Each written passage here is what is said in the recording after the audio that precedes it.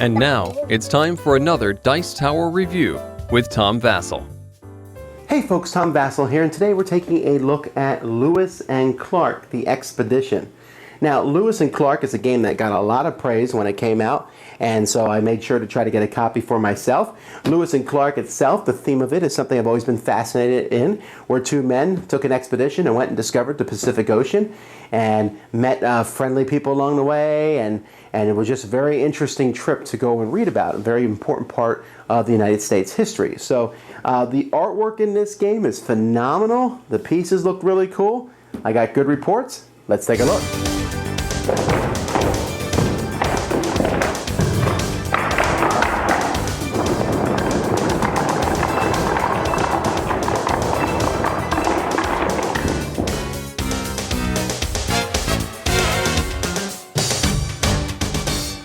The goal of this game is for players to move their exploration team up this track here, which is made up of river and mountain spaces, and sometimes river/mountain spaces.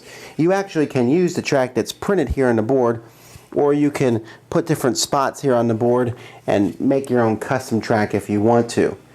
Now, players are moving their exploration team up this track, but what they're trying to do is actually get their base camp up the track. And at different times your base camp is going to move, and it's going to move to where your exploration team is going to be, unless it's behind the base camp. And your exploration team can move forwards and backwards. So the whole point of the game is to do that. And you're going to do that by getting different resources here and by playing cards from your hand. Each player is going to start with a handful of cards that show different historical characters. So only one of the players is going to get Lewis and Clark.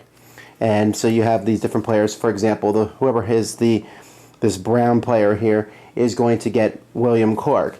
But you have several other people. And on your turn, a player is either going to play a card or they're going to take an action on the board. They also have a chance to buy more cards over here to add to their hand, so that these cards are better than the starting cards that you have. And they also have the chance, when you play a card, you won't be able to play it again until you pick all your cards back up in your hand. Well, let's take a quick look at some of the cards. The first thing to notice is that each of the cards has different things you can do. Like, for example, this one I can spend a pink buffalo cube to move twice in the river, a blue canoe piece to move 4 in the river, or a white horse piece to move 2 on mountains. Okay, everyone has this card. This is a useful card because this is how you're going to win the game. But this card needs to be powered by another card somehow. And each card, this card has a power of 1, but it can't power itself. So I could power it with perhaps this card here. I would turn this card over, and this card would be powered with a power of 1. Or I could power it with this card here, which would give it a power of 2, which means I can do the action twice if I so desire. Players also have Indian pieces, and they can use these instead of a card or in addition to a card. So here I could power this card 3 times by spending this card for 2 and this for 1. Now, I mentioned this card here. This is one of the starting cards that players have, where you can essentially move your piece on the board. Many of the cards give you resources. This one will give you a buffalo resource, but it gives you a buffalo resource for every pink icon in front of you and in front of your opponents that are next to them. And these cards can be on the front or back of their cards. So if your opponent has this card in front of them, there's one of the symbols. And so if I powered this 3 times, I would get 3 times the number of pink symbols in front of me and on my neighbors. And everybody has one of these cards for the 4 basic types of resources. Another thing a player can do is play a card to get Indians off the board and bring them onto their boats. Players have a board in front of them where they're going to be storing their resources. They have 3 different boats here that carry resources. 1 canoe that can carry an Indian, and then an area that can carry as many Indians as you want. Now, the reason that there's different boats is because this boat here will slow you down a little bit. If you have any resource in this one, it will slow you down. In this boat, you'll slow down 1 you'll slow down 1 for every resource in it, and this one you'll slow down 1 for every Indian you have. Now what that means is on your turn you can make camp. And you do this by taking all the cards in your hands back into your hand. Or in front of you on a table back into your hand.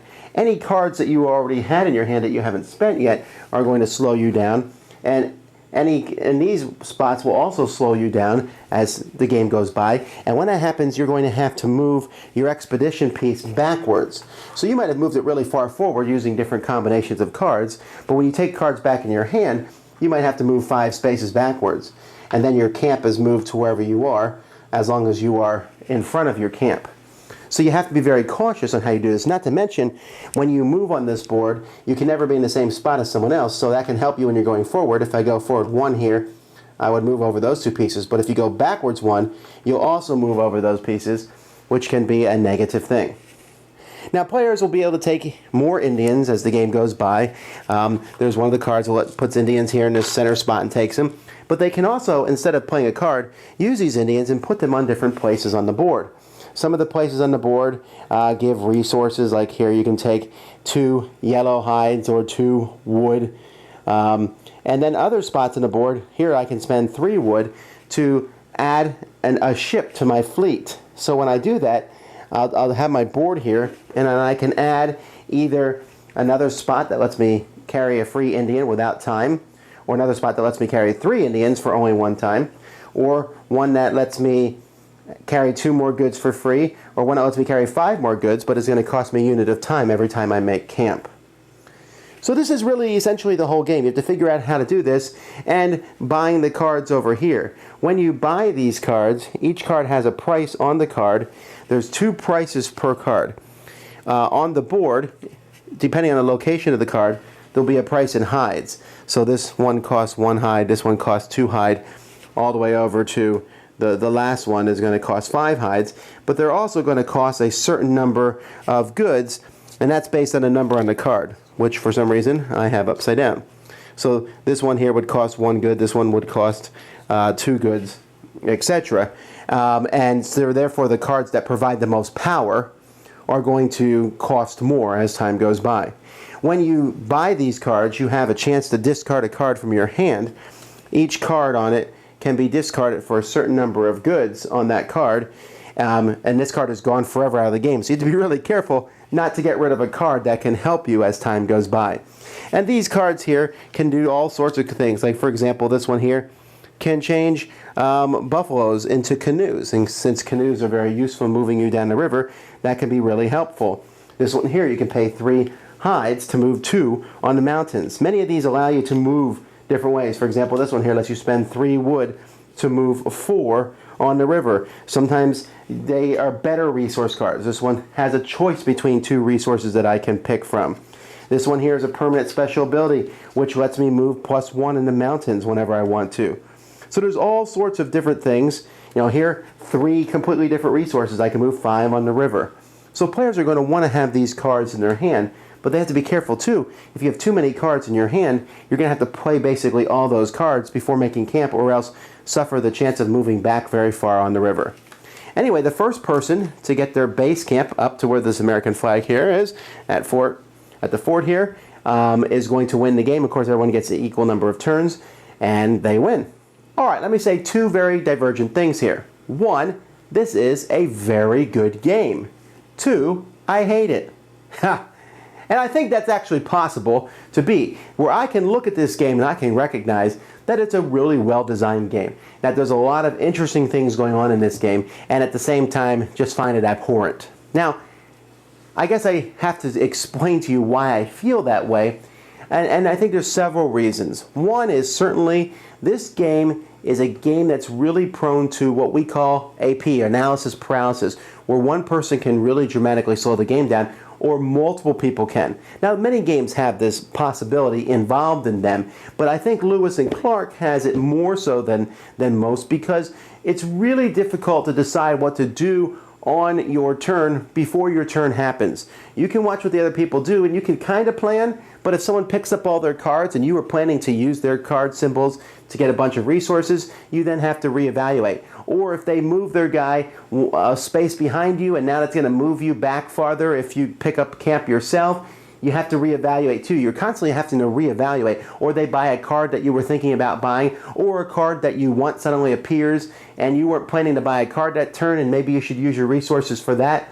So because of that, the game is fairly slow. This says 30 minutes a player. I just don't see that. It's at least 45 minutes a player. And in a 4-player game, and heaven forbid, a 5-player game, they should not have put 5 players in a box. Shame on you. Not a 5-player game. Don't play it with 5 players. You are insane. 4 players is max, and even 4 players is a lot. It's just really slow. Now, 3 players is better. But that's one of my problems with the game. The other is, it feels like it's just this really slow race. I love races. And there's this race running down the river. Now, someone pointed out to me and said, what if it wasn't a race and you just called that river a scoring track? Okay, yeah, I see that. Yeah, that's true. But thematically, it is a race. And thematically, you can only move on the water spaces with canoes and in the mountains with horses. So, I don't know, it just feels so very slow. You move a little bit forward, you move a bit back. You move more forward, you move a bit back. You move a bit forward. You know, I'm not... It just... There's so much work involved in this game. I'm sitting there going, okay, I need to get these pieces, I need to get these pieces so that I can move my guy forward, and I need to find a way to spend these cards, and I need to do this efficiently as possible. This is a very efficiency-oriented game. If you mess up at all, someone else is going to win. And in fact, each time I've played, as we get, 5-10 minutes away from the end of the game, it's kind of obvious. You're like, yep, I can't get there in enough turns to beat so-and-so. They're going to be able to do it before me. Now, that's not to say there's not a lot of cool things. This is a deck-building game in a sense, I guess, where you're adding cards to your hand and knowing when to add cards and when to get rid of cards is a big deal. At the beginning of the game, you're like, ooh, I want to get rid of a card. That makes sense. But what card do I get rid of? Okay, I'll get rid of food resources. And invariably later on, you'll be like, oh, man, I wish I had food. So there's different things going on in that regard, and you have to decide how all this works together. And it's, like I said, it's a beautiful looking game, although I think that these little cubes here would have been, or these little hexagon prisms here would have been highly helped by like stickers or something on them, because there's symbols on the board. It shows a canoe all the time. And because it shows a canoe, it would have been nice if the canoe pieces showed canoes on them. That's a minor thing, though. There's a lot of good to like in this game, and I really think I can recommend this game to a lot of people. But in all my playings of this, each time when it was done, I was just like, oh, so much work, and I just found that I didn't enjoy it. I was sitting there getting annoyed by how slow other people were playing, although I'm not blaming those people, I'm blaming the game because it kind of forced you to play slow. Sitting there having to say, okay, I'm going to play this. What do you have in front of you? What do you have in front of you? What cards are available? What spaces are available on the board? How am I going to move? Just so many different things floating around, and it just never felt fun. And so, am I recommending Lewis and Clark? Yes! Although, if you're like me, then no. I think people who like a lot of analytical thought are going to enjoy this. I think that the theme and the flavor comes through pretty strong, which is, something I don't often say about Euro games. But for me, it just was, I keep dropping that box, it just was a very slow slog. And I want my games to move a little bit snappier and for me to be a little bit more involved. And when it wasn't my turn, I just felt a little lost. That's Lewis and Clark. Thanks so much for watching the Dice Tower videos. Find more great videos and reviews as well as our top-rated audio podcast at Dicetower.com.